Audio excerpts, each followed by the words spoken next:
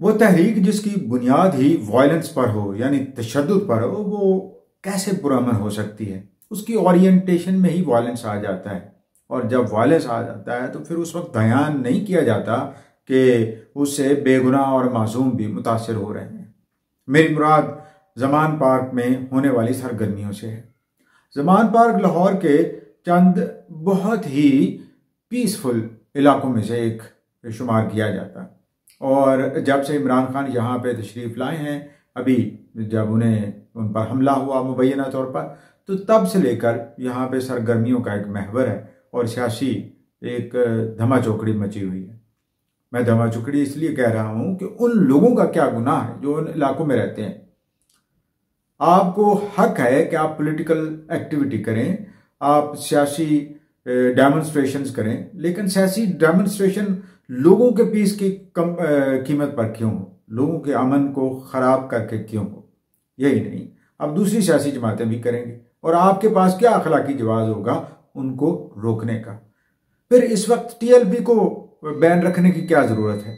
TLP को भी आगे आना चाहिए, और उसको भी वही मीडिया में स्पेस मिलनी चाहिए जो इमरान खान साहब को मिलती है, पीटीआई को मिलती है, और दीगर इदारों और दीगर सियासी जमातों को मिलती है।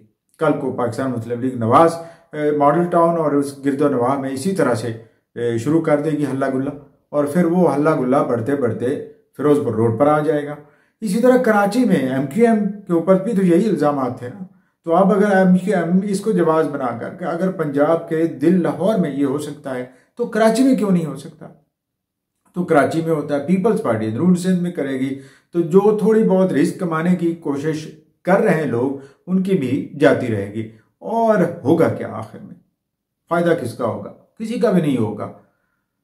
यानी अमन-ए-आमा खराब होगा, मुआशी सरगर्मियां महदूद हो जाएंगी, और बहुत सारे मसाइल पैदा हो जाएंगे, और कई लोग जो बेरोजगार हैं या नीम रोजगार वाले हैं वो इन सियासी सरगर्मियों में शामिल होकर अपना रोजगार खो बैठेंगे या मजीद चांसेस खत्म कर देंगे, और वो पैरासाइट्स बन जाएंगे। यानी आप उन्हें पैसे देंगे, वो सियासी सरगर्मी में हिस्सा लेंगे, और अल्टीमेटली उनका जो खुद कमाने का जो ख्वाब है या उनके पेरेंट्स का है या जो उनके नियर एंड डियर वंस का, वो हमेशा के लिए ख़त्म हो जाएगा। तो आप जहन में ये रखें कि सियासी सरगर्मी का दायरा कार आप इतना ना बढ़ाएं कि ये दूसरों की फ्रीडम के अंदर एक ट्रेसपास की हैसियत हासिल कर ले। मुझे नहीं लगता कि बहुत सारे लोग जो ज़मान पार्क में हैं या धर्मपुरा की तरफ रहते हैं या मुगलपुरा की तरफ रहते हैं या आगे वाघा बॉर्डर की तरफ रहते हैं या दीगर इलाकों में रहते हैं, वो बड़ी आसानी से ज़मान पार्क के पास से नहर के ऊपर से गुजर जाते हो, और जब ख़ास तौर पर पुलिस एक्शन हो रहा होता है तो उस वक्त तो बिल्कुल ही मुमकिन नहीं होता होगा। ये क्योस कितनी देर तक जारी रहेगा? सिंपल सी बात है कि आपने कानून के सामने पेश होना है, और कानून के सामने पेश होने के लिए आपने अपने आप को मुल्ज़िम ही ठहराना, हीरो नहीं ठहराना। अगर आप हीरो बनाएंगे, हीरोगिरी करेंगे, तो उसका एंड रिजल्ट क्या होगा? दूसरी जमातों के लोग भी करेंगे। जब दूसरी जमातों के लोग करेंगे तो फिर मजीद ज़्यादा इलाकों में इंतशार और बदअमनी होगी, और जब ये बदअमनी होगी तो फिर इकोनॉमिक रिवाइवल कैसे हो जाएगी? मुआशी बहाली तो उसी वक्त होगी ना जब आप लोगों को कोई प्लान देंगे, एक मईशत के हवाले से लोगों को रोज़गार के आइडियाज़ देंगे, लोगों को ज़िंदगी गुजारने के आसान तरीके बताएंगे, और हुकूमत के ऊपर स्ट्रेस कम होगा कि वो जो अखराजात लॉ एंड ऑर्डर मेंटेन करने पर इन सियासी जलसों को जो हर रोज़ और हर वक्त जारी हैं उनको कम करने पर या उनको टैकल करने पर लगा रही है, वो कहीं किसी और तरफ लगाएगी। तो फिर हम करप्शन कैसे ख़त्म करेंगे? हर चीज़ महंगी होगी, क्योंकि प्लानिंग करने वाला कोई नहीं है, देने वाला कोई नहीं है, आइडियाज़ नए एक्सप्लोर करने वाला कोई नहीं है। ज़्यादा से ज़्यादा वही पुराना रेट्रिक्स, वही पुराने तरीक़ाकार जो 70s में हुए, 80s में हुए, 90s में हुए, और अब 2010, 2020 और अब 30s में हम दाखिल हो रहे हैं और होते चले जा रहे हैं, और आगे की तरफ वे फॉरवर्ड नज़र नहीं आ रहा है। बहुत सारे लोग कहते हैं कि saviour of the nation Imran Khan. भाई सेवियर ऑफ द नेशन कहाँ है?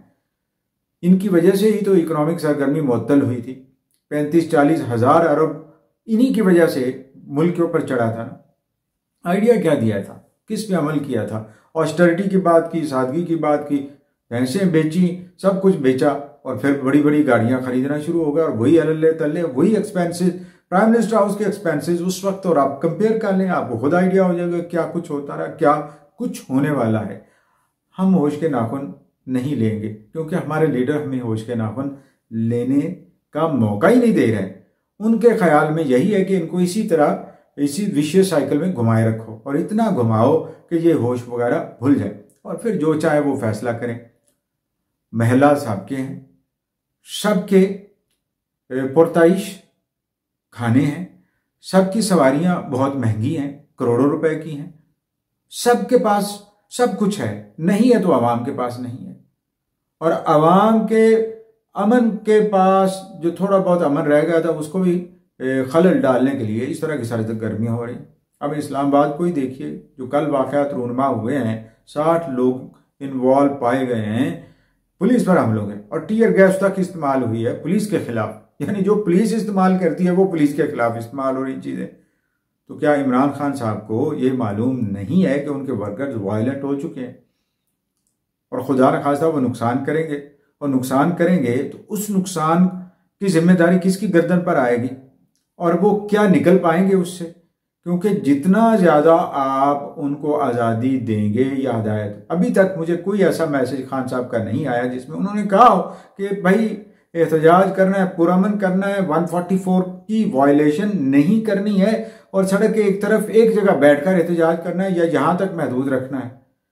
या अपने आप को बचाने के लिए एलिजिडली, मैं कह रहा हूँ एलिजिडली, अपने आप को बचाने के लिए ये सारी सरगर्मियाँ हो रही हैं। तो जब ये सारी सरगर्मियाँ अपने आप को बचाने के लिए है तो कौम का मुफाद गया भाड़ में। और मुझे तो यही लगता है अभी तक तो, अल्लाह ना करे कि मैं हकीकत पर मबनी हूँ, लेकिन जो नज़र आ रहा है वही आपको बता रहा हूँ। और अगर आपको मुख्तलिफ नज़र आ रहा है और आपको लगता है कि वो जो कुछ भी कर रहे हैं वो जस्टिफाइड है और जो भी उनके कहने के ऊपर हो रहा है वो भी जस्टिफाइड है और वो नहीं रोकना चाहते और नहीं रोकना चाहिए उनके वर्कर्स को, जो चाहे वो करे, तो फिर आप उसका जवाब भी दें और कानूनी जवाब भी दें, तो फिर मज़ा आएगा। वस्सलाम।